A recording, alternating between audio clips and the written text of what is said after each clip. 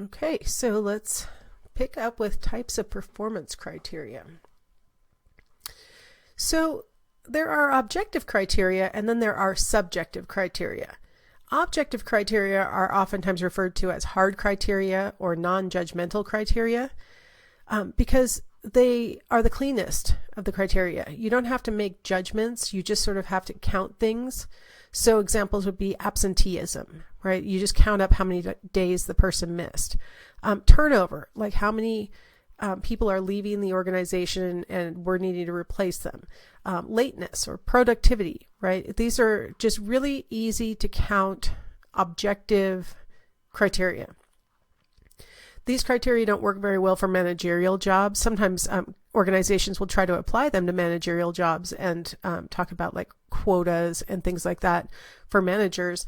But managerial jobs don't tend to include a lot of objective criteria. There's a lot more subjectivity to managerial jobs. So when we talk about subjective criteria, we're talking about soft criteria or judgmental criteria, and those don't sound nice, right? But what it means is that it's not going to be something that you can just count. It's going to be based on the evaluations of others. So ratings or rankings of employees. It could be that other employees are rating their peers or ranking their peers, or it could be supervisors are rating them, or coworkers. That is redundant because I already said coworkers. Subordinates. So sometimes we have subordinates rate their supervisors, things like that. So as you might have guessed, subjective criteria are much more affected by biases, right? Attitudes that a person might hold, beliefs that the raters might hold. And so they are not necessarily as fair all the time. There might be, criterion contamination, factors that have nothing to do with the ultimate criterion that are going to leak into these kinds of subjective ratings. So if you imagine that that's a problem, you could see why a lot of companies try and use objective criteria for their managers. They're like, well, maybe we could talk about quotas or something objective so that we're less likely to be displaying biased ratings or our attitudes about something would come in and cloud our judgments of the employees and things. So trying to avoid subjective criteria makes a lot of sense, but it's really difficult to get a full picture of performance without including at least some subjective criteria. We're going to talk later in the textbook about corporate culture and things like that. And so some people argue that subjective criteria help to make sure that the employees are actually fulfilling this subjective thing called corporate culture, right? Or organizational culture. So there's probably a place for the subjective criteria, but they probably need to be balanced by at least some objective criteria. All right. I don't know if you guys can tell, but I've got an allergy attack going on today. So expansion of the criterion domain. Okay, so here's our criterion domain. And we've got factors like objective task performance, subjective task performance. Those are the things I just talked about on the last slide. These are work-related activities that are performed by employees that contribute to the technical core of the organization, right? So these objective and subjective task performances are going to be looking at those behaviors that support the organization's goals and their technical success, right? So are you actually doing the things that need to be done?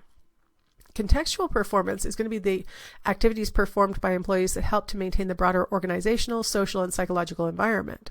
So as I mentioned on the last slide, that subjective task performance oftentimes will allow us to sort of make assessments of these kind of contextual things, right? Is this person contributing to the broader organizational culture? Are they someone who is improving the social context of the organization, or are they undermining it? Things like that. So these contextual performance measures are oftentimes going to be housed under the subjective task performance analyses. All right, so Borman and Motowidlo, 1997, developed a 5-dimension model of contextual performance. So you're going to notice that some of these are subjective. Working with extra enthusiasm and effort. That's going to be a subjective measure, right? I'm going to judge how enthusiastic a person is by I mean, how do you objectively measure that? Smiles per day, something like that. So working with extra enthusiasm, effort might be something that you could measure objectively, right? Maybe you produced more or something like that. Volunteering for things not formally part of the job. So this could be objective. You just sort of count up how often the person does things above and beyond that which is required. So you could imagine that could be measured objectively. It could also be subjective, right? If you have one employee who just sort of does stuff and nobody even really knows who did it, but the extra work got done, versus a person who is sort of making it clear that they're going above and beyond and making sure that people are aware of that. That could be a subjective awareness thing. There might be biases towards noticing that one employee is getting stuff done that they don't need to be doing versus another. Helping others with their jobs. Sometimes they call this sportsmanship or organizational courtesy, where it's not your job to, per se, train this person or pick up the slack from them or give them ideas for how to do the job better, things like that. It's not your responsibility. It's not your job. You're not required to be doing it, but you're showing that organizational courtesy of trying to make sure that the organization's goals are being met. Or you're showing good sportsmanship. Maybe you're actually helping a peer to accomplish something that is, we're all going to sort of benefit from. So it's like good sportsmanship that you're helping your peer do that. Meeting deadlines and complying with organizations' rules and regulations. They oftentimes refer to this as civic virtue or conscientiousness. So doing the things that you're supposed to do, even when you're not being watched, for example.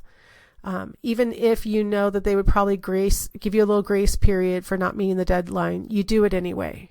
You meet the deadline because you know that a deadline was set and that it's to the benefit of the organization to meet the deadlines. So you do it anyway. That's conscientiousness. So complying with the rules and regulations, even when people aren't watching, meeting the deadlines, even if you know you could get away with not doing it, civic virtue or conscientiousness. And then finally, supporting and defending the organization. So some organizations give out t-shirts or hats with their logos on it, and you could maybe look at an employee who wears those things, or a person who,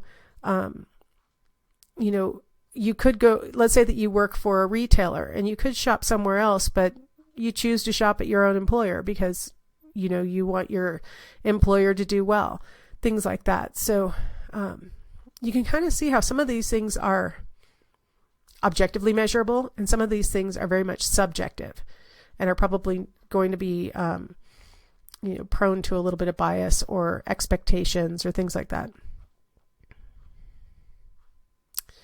All right, how the predictors relate to criterion dimensions. Okay.